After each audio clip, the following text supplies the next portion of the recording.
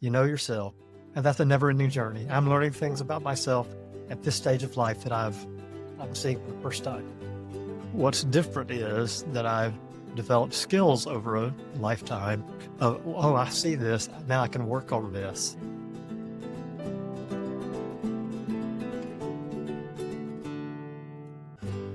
Welcome to the Leader's Journey podcast. I'm Trisha Taylor. I'm here with Jim Herrington today. And I want to start with a little bit of an introduction, and then I'm going to tell a story. So all of our listeners know you, Jim. I mean, you've been on 95% of the podcasts that we've done over the years. And so I want to start just by being really clear. You're not dying. You're not retiring. You're not going anywhere. You're not being, but we just wanted to pause and have a conversation because you're having a change in role. So just say a little bit about that. Yeah, so I'm 72 years old. I have a wife who has a chronic illness. There's just a lot of stuff that's going on, and you and I have been in a conversation for a while about I don't want. I'm going to work until my health doesn't let me, or until I die. Okay. I love my work. I think it's really life giving, and the phrase we've been using is I'm no longer working on the business. I'm just working in the business, and what that means is I'm not doing strategic planning for the leader's journey. I'm not doing business development. I'm not doing a weekly planning meeting with you. Not doing any of those things that are working on the business, but I'm still working in the business, coaching and consulting. And I discovered, so we've been since about September, that's been what I've been describing as true. I've discovered I was spending about 20 hours a month working on the business. And so it's both provided more opportunity for me to take it a little easier, and it's provided more. I've taken on several new coaching clients, and I'm having a ball. That's great. Well, I think it was more than 20 hours a month, but I think you enjoyed it so much, maybe you didn't notice. Maybe so. In the midst of that change, we just wanted to pause and have a conversation, and maybe have that conversation through the filter that we use for all our work, where we say we want to be able to see ourselves and see our systems, and then see ourselves in our systems. And so we're going to have that conversation with you today. You're a little bit on the hot seat and you're really uncomfortable about it, I know. But I also think, and I think our listeners will enjoy just kind of hearing what you have to say. And so that's what we're going to do. That conversation is taking place in a context that goes way back, to, I think, February of 2009. So a long time ago. A long time ago. You and I were out in the hill country waiting for a group of pastors to arrive to begin a big process that was going to be very demanding, that was really uncertain. And I was pretty anxious about it, but I was also kind of joking about, my life is working. I have a great life. Kids are starting to, be really independent. Craig and I are doing great. I love my work. Why would I want to take on something this big, this demanding? And you looked at me, and I still don't know exactly what was going through your head then, but you looked at me and you said very emphatically, because Trisha, you could have an epic life. And you did not mean like fame and fortune, but you meant the kind of life we're going to talk about this morning. I think the kind of life that's rooted in community and in learning and all of that. And we've both ended up having a pretty epic life. And so in that context, we always start with a simple but complex leadership principle. And you get to give us the epic leadership, sum it all up for us. What's simple and complex leadership? Well, I appreciate all of that, and I appreciate your giving me an opportunity to think about that a little bit before we got on the call. I think I would narrow it down to leadership is all about learning. That is the guiding principle. Yeah.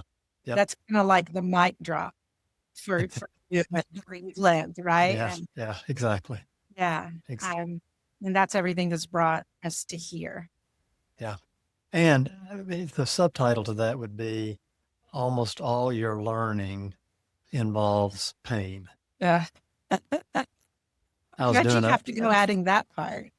My son Nathan is a coach here in Houston, a business coach, and for a while he had a podcast, and he asked me to be the first guy on the podcast.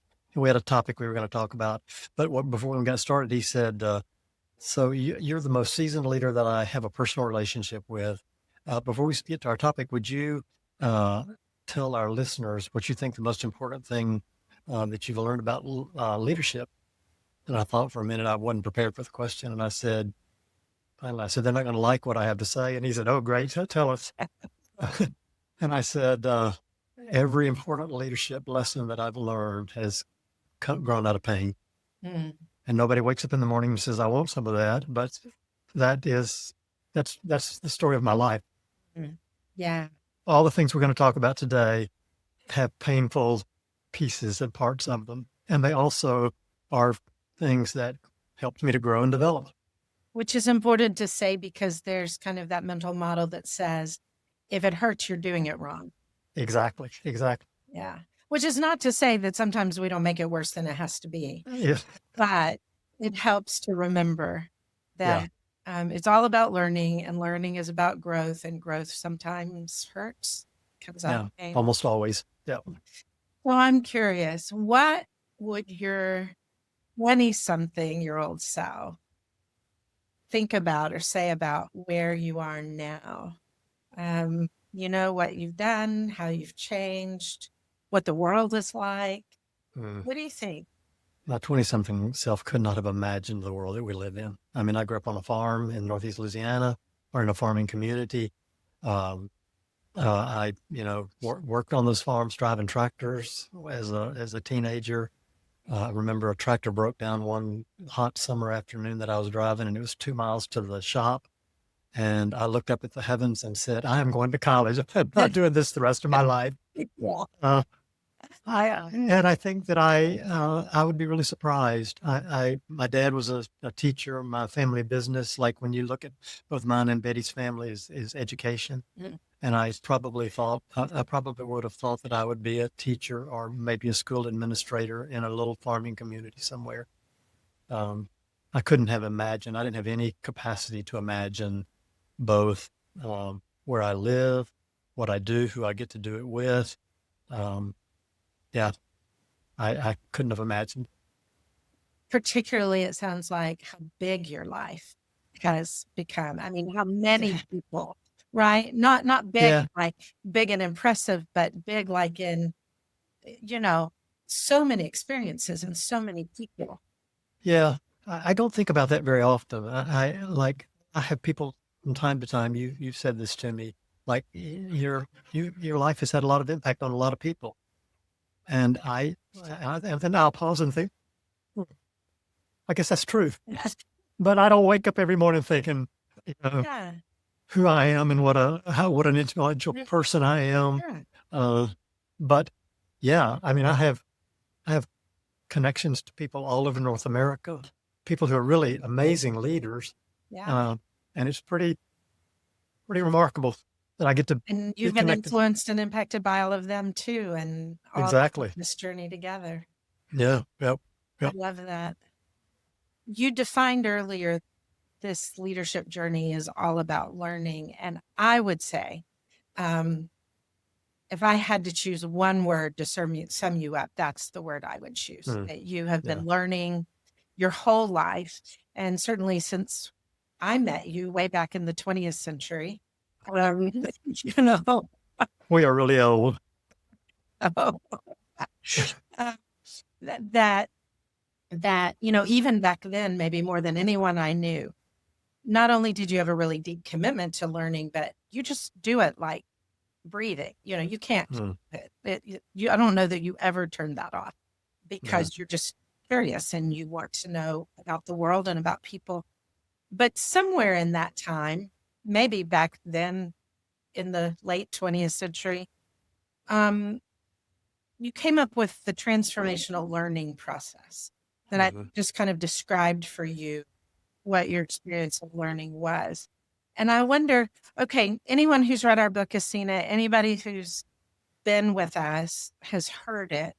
It's pretty simple. It's just a 3-part cycle.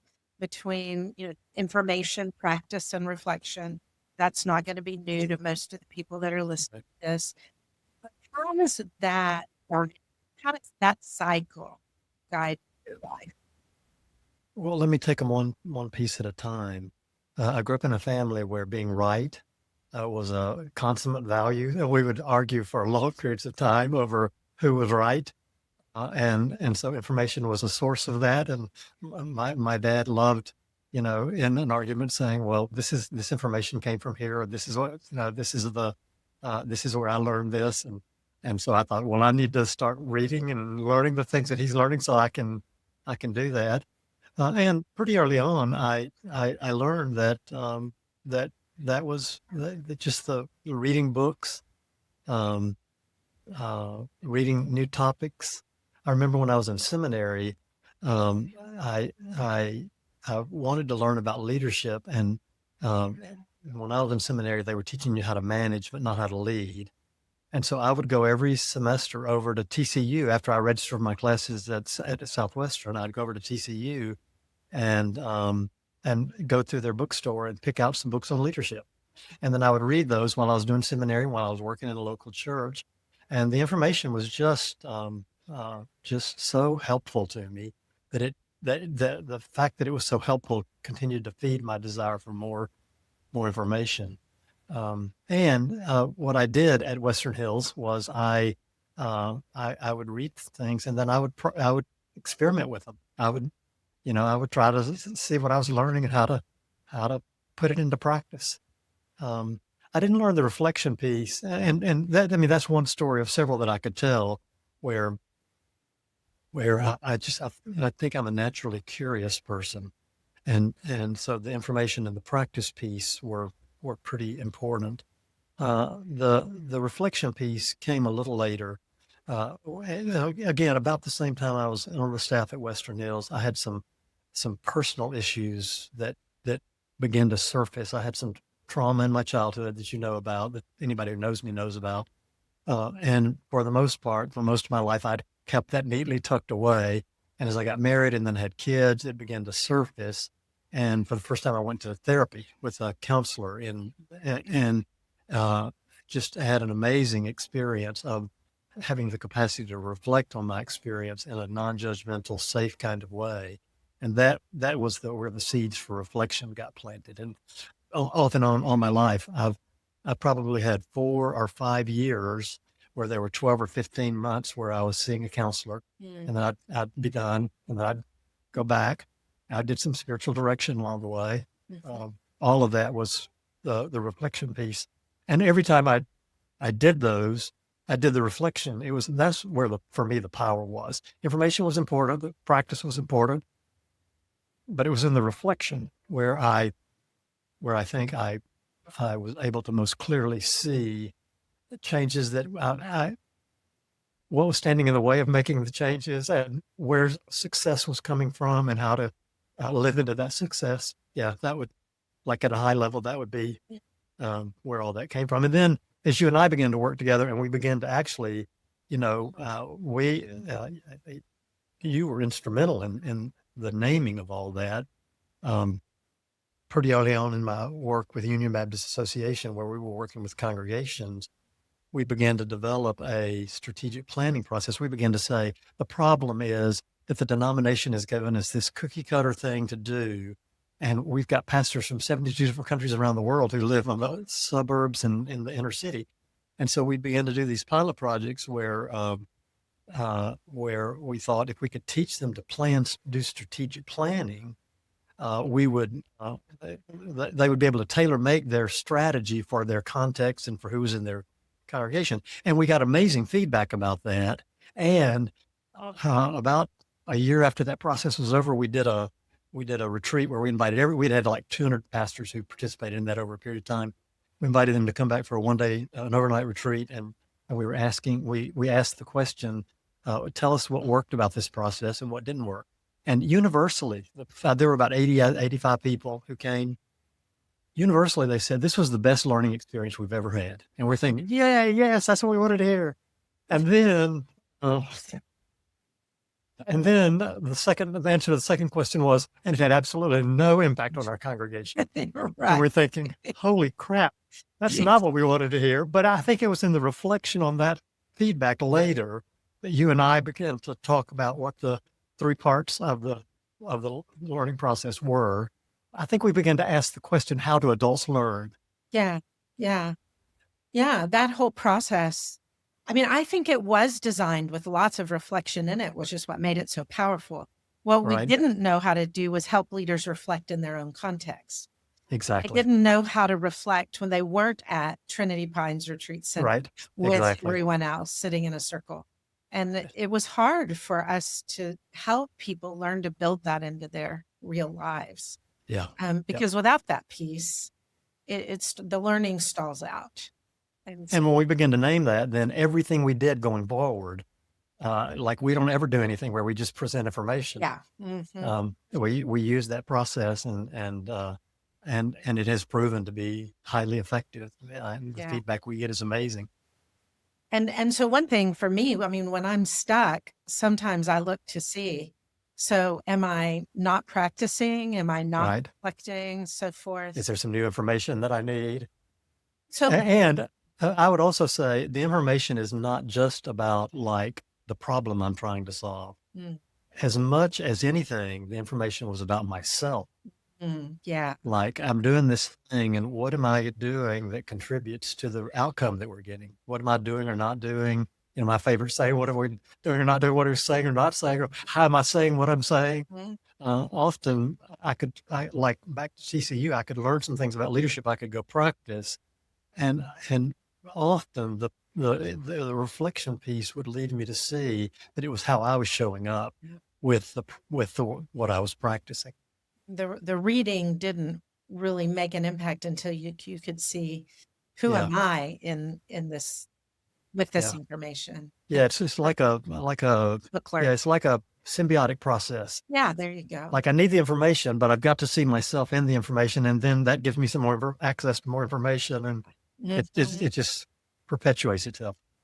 What happens to a lot of people, leaders, but just people in general? I mean, you said earlier you're in your early 70s now. And I think what happens maybe roughly about 10 years before that is people just kind of start getting lazy about learning. Like, I know everything I need to know. Maybe I'm coming up on retirement. It doesn't really matter. I'm just going to disconnect. And in particular, in our world, where the stream of information can be so overwhelming. That obviously is not your story. How come? Well, if I'm going to be authentic, I would say that it's at least a part of my story. Like, every time y'all at Leader's Journey want to change the technology, it's like, one more thing to learn. Don't do that. Okay, but see, this is the thing that drives us crazy, though, because you resist all the technology, and then you find technology you love. And then all of a sudden you're all into it. Yeah. That are behind. I know. I don't know.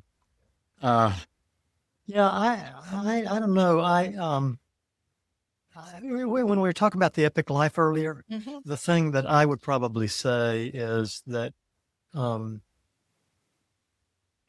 pretty early on in my life, I grew up in a Southern Baptist, really fundamentalist congregation that was mostly about morality and the avoidance of anything that had the appearance of sex. That was like what I was taught.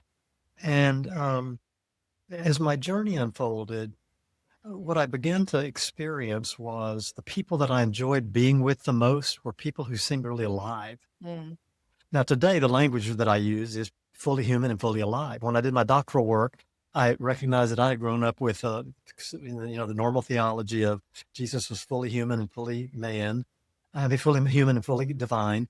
But as I reflect on that in my doctoral work, I thought nobody has ever talked to me about Jesus as a human being. I mean, they said that he was a human being, but actually he had all this knowledge that I didn't have and this power that I didn't have. And so it was like, I can't follow somebody who is God because I'm not God. And that's evolved. The thinking has evolved over time. But what increasingly happened was that that I had some moments where I experienced a fully human life, and I said, that's what I want. Mm. And I don't know if I made the connection intellectually, but at a deep place in my spirit, I made the connection that a really important part of being fully human is continuing to learn about the Mm. world that we live in, becoming a wiser, older person, becoming more capable of seeing a bigger picture than just whatever the problem is we're trying to solve. And I have said for 20 years, I'm not retiring. Mhm. It's fine for people who do that. I think a lot of people retire and go do something else that Yeah. has a lot of meaning.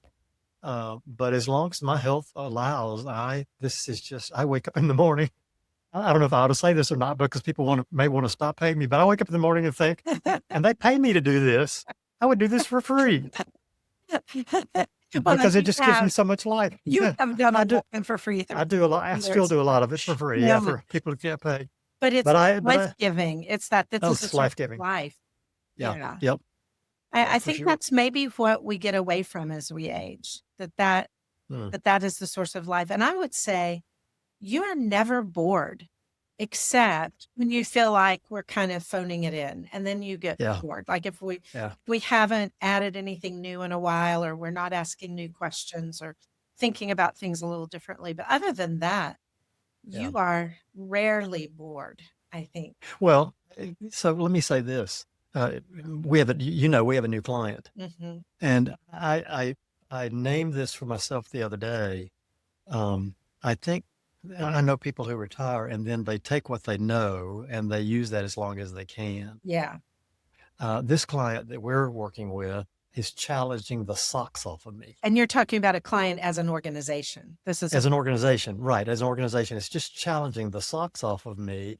And I've been clients for a little while, and I have had to go back to school and learn some more things about myself and about them. And I think it's not just the learning, but it's the challenge of not that I've got it all together now and I'm going to spend the rest of my life delivering the goods, but I'm still learning. okay. So this is like now we go back in time. What do you wish you had learned sooner? With the let me just make the disclaimer: we can't learn things before we learn them. Sure. But what do you wish you'd learned sooner? Yeah. I think there are two things that I would say. I wish I had learned sooner about trauma, about the fact that I had been traumatized both by my dad, who was an amazing man, who had trauma in his own life, and we didn't know what trauma was. Yeah. And so he was an amazing man, except occasionally when Mhm. he could Mhm. be relate to me in a traumatic way. And I think the other thing is that I wish I had known what I know today about racism, implicit bias, all those things. I grew up in a segregated community, uh, about half white, about half black. Um, I had a really amazing learning experience. It was the beginning of the racism journey. Yeah, quarter integration came to Lake Providence, Louisiana in my junior year of high school. The Protestant churches built a private school for all the white kids to go to. And because because both my dad was a superintendent of schools and because we had one of the few intimate conversations we've had about his own theology of race, where he said, if we believe anything about the gospel, we've got to stay in public schools. Mm. And so, sorry. Yeah, that's a compelling memory. And so I went to my last 2 year of high school. I was the only white guy in my senior class of 127 people. And I'm not saying for a person of color who's listened to this that I understood what it meant to be a minority, but I did begin to plant seeds and raise questions. Mhm. And then I went to UBA and 500 churches, 72 pastors from 70 different countries around the world. The staff was mostly white, and all of the moderator, finance committee chair, personnel committee chair were white people. And I had some of the most intense conflict that I ever had as I began to we had the first Hispanic moderator, we had the first African American chairman of the finance committee, personnel committee. I wish I said there's so much to learn, and it's been my people.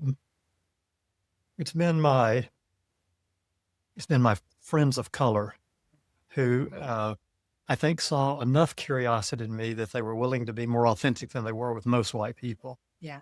And when they would tell me what their experience was like, I think that they saw that I believed them. Yeah. Mhm. Uh, and and then it was later that I learned about implicit bias, and realized that in my grown up years, implicit bias would be anytime you saw a person of color who had any uh, affluence, you just automatically assumed that they were selling drugs somewhere. Mm. That was the meaning that I grew up with, That in automatic my thing. yeah, and seeing that and then learning to disrupt that. All of that I wish I had known earlier.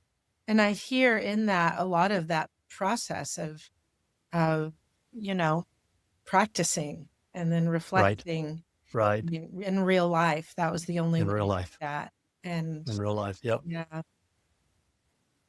So, we were talking earlier about seeing yourself, and you've addressed that, Hmm. and seeing your system. Hmm. And you've named some parts of that, and then seeing yourself in your system. And systems thinking has been, I mean, that's one of Central. the big central pieces of learning and Yeah. living for you in terms of just kind of the balcony you stand on, the perspective that you take. And there's kind of a tension in systems thinking because, on the one hand, we can say that an individual has a lot of agency. Mhm. We can choose for ourselves. We manage our own meaning making. We can choose what we will and won't do, and so forth. And because of the way systems work, everything we do has an impact, and Right. every change changes everything, and we're in charge of that. And then on the other hand, systems are big and complicated and often rooted in centuries, and they're bigger and more powerful than any one leader. And that tension, I think, is very hard for leaders to understand. There are a Hmm. lot of books out there about how you can change your system, right? Especially if they were written in Hmm. the 90s. That, you can Right. change everything and it's all on you. And we're also up against the reality that, systems are more powerful than any one of us Hmm. also. And I just wonder, have you held that tension in your leadership? Um, well, so, I'm a book person. Yeah. Peter Senge wrote a book called The Fifth Discipline, The Art and Practice of the Learning Organization. And James Furr, who was on the staff, Dr. Furr, who was on the staff at UBA, introduced me to that. And that's where I first learned about organizational systems. And then Murray Bowen and Edwin Friedman and Roberta Gilbert came along. And that's where I got introduced to human systems. And then Dallas Willard wrote the book, The Divine Conspiracy, that actually helped me to theologize about those scientific pieces. That was very helpful. Um, this is one of those things that I think people aren't going to like. Okay. In the world that we live in, we talk about being defined and connected, and you're going to have the most impact on a system when you can change the way you show up in a system. Mhm. And so you have to see yourself, you have to see how you're showing up, and then you have to actually practice being different.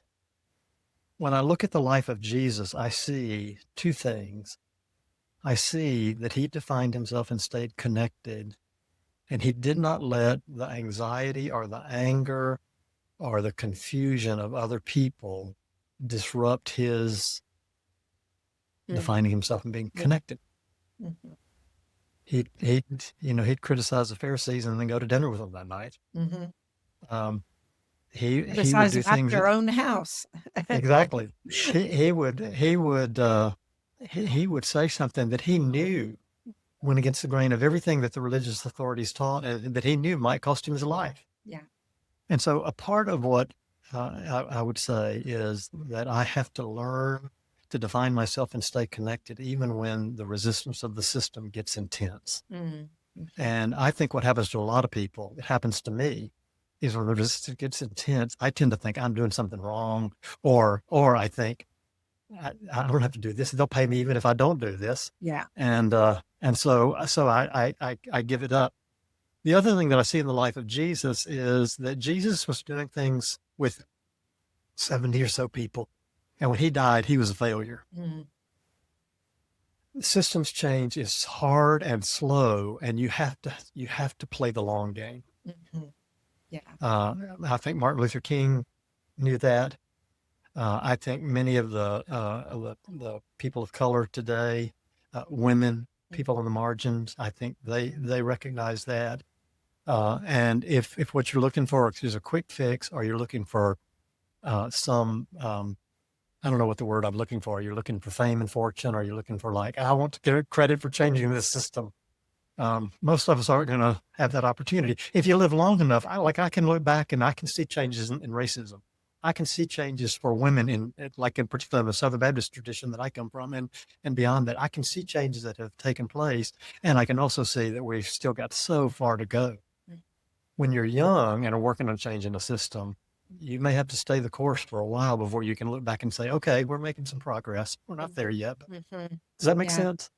absolutely.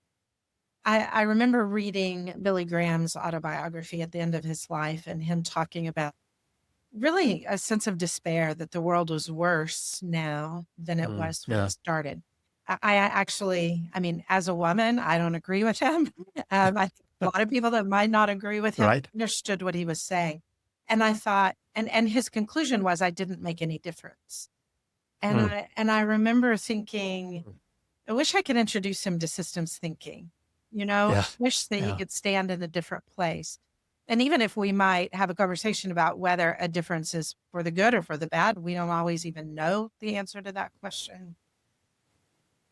Nothing is the same. Right. That when we act or don't act, things are different than they would have been if we had done otherwise. Exactly. And Exactly. I hear you say sometimes that it's kind of like the difference between kicking a ball and kicking a can. Right. You can't predict what's going to happen, but something's going to happen. Exactly. Exactly. Exactly. If Yeah. you could, And oh, no, I think that is, um, I think that is, what's the word I'm looking for?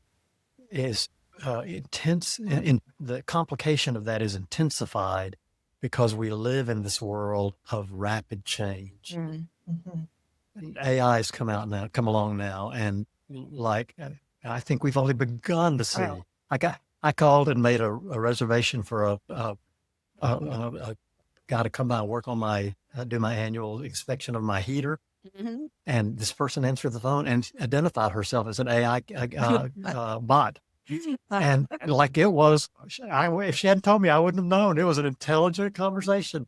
Yeah. The world is just changing so rapidly. And so when you think about the kind of change that we would think about where we're trying to change the world for good, Mhm. um, to be able to see that the rapid pace of change works against being able to hold on to the value of the long-term look, where it may be a generation or two or three before the changes you're working on in a system actually come to fruition. That's a really good point.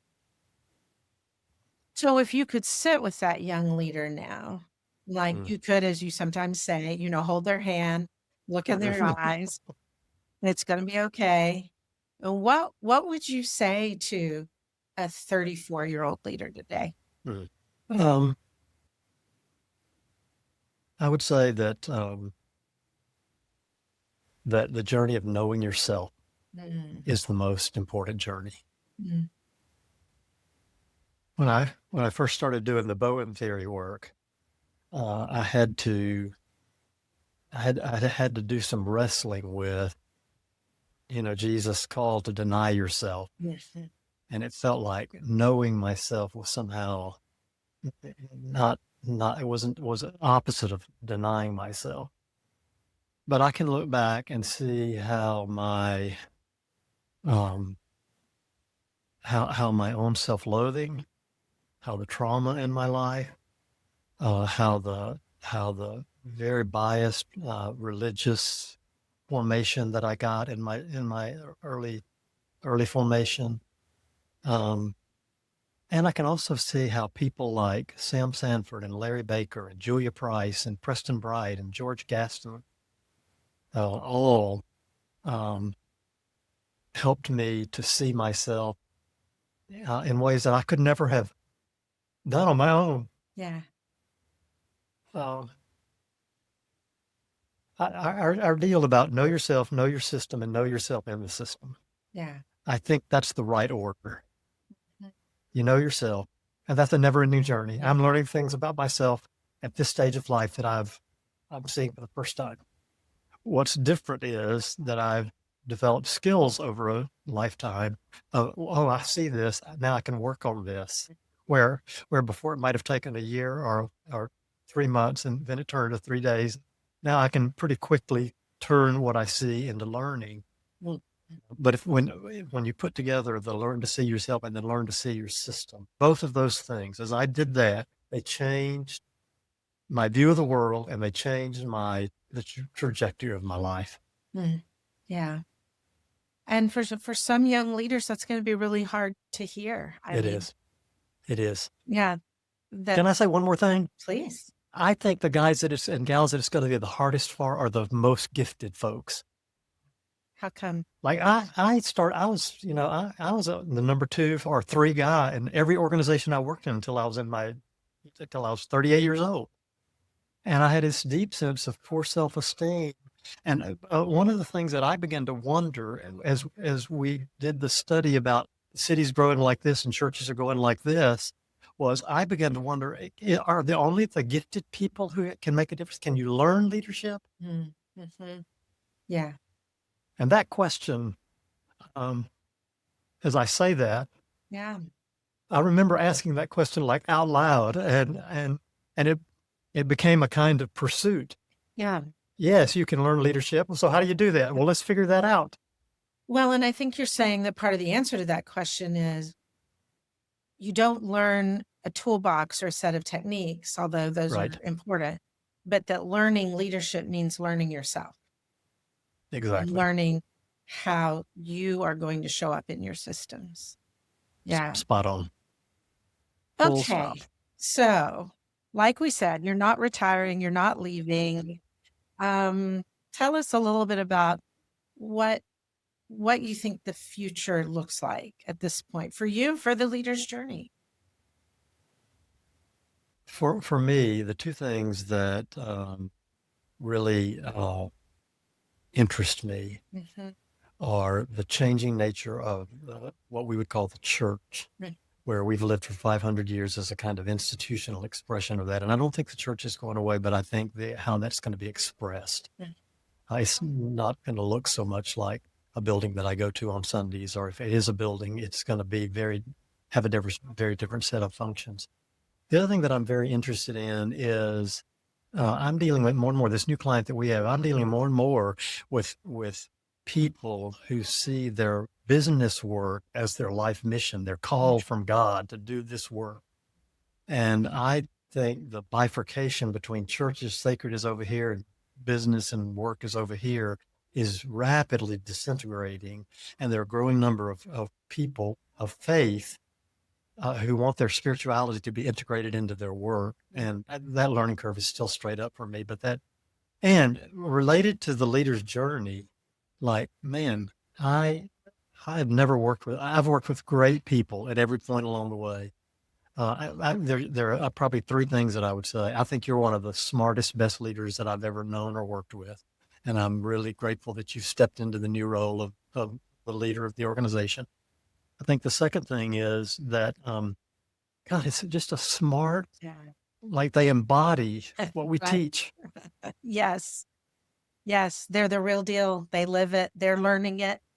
And Right. they're Anything that we've said on this call, you could go to them and say, Yeah. tell me how that's showing up in your life. And they would have stories to tell. And we're calling that the DNA of our The DNA of our organization. organization. But Yeah. we are at our heart a learning organization. Yep. Uh, And when I talk about the 2 things that I talked about, church and business, I think that we are on the front edge of exploring that, learning about that, making our way forward. I forgot one thing. Yes. And I could go back to the things I learned about Huh? racism and about trauma. The other thing that I would have included in that would have been what we're learning and are learning at a very rapid pace about spiritual abuse, Mhm. and all the work that's happening there. Yeah. That's just a whole new, like, I didn't know what I knew what moral failure was, but I didn't know what spiritual abuse was. And back to the leader's journey, 3 or 4 of us have taken that learning on. We've gone to workshops, we're writing stuff, we're working with clients where spiritual abuse is taking place. Uh, yeah, all of that. Yeah. I think the best years of the leader's journey are ahead. It's exciting to think about. When I get with our team, I know that's true. Yeah. Um, Yep. yeah. And so for our listeners, all of that you're going to hear this year on this podcast. You're going to hear about what we're learning in all of those things that Jim just said. A heavy emphasis on emotional maturity and on knowing ourselves and understanding how we influence our systems and how our systems influence us. We're going to have a special, I mean, I'm going to go back all the way to the beginning of this conversation about learning happening in the context of pain, because we want to have real conversations here about resilience. Um, you know, we just have too many leaders that are getting chewed up and spit out, and we want to find a way to help leaders have a different experience there. So all of that is coming. I would just say this is the end of this conversation, but the conversation goes on. And so if you're not subscribed, subscribe. If you're not on our Facebook, come find us. There are a lot of ways we want to go to our website and join our newsletter. There are a lot of ways we want to keep this conversation going with you. And in that spirit, I would say thanks for being here with us, and we'll see you next time.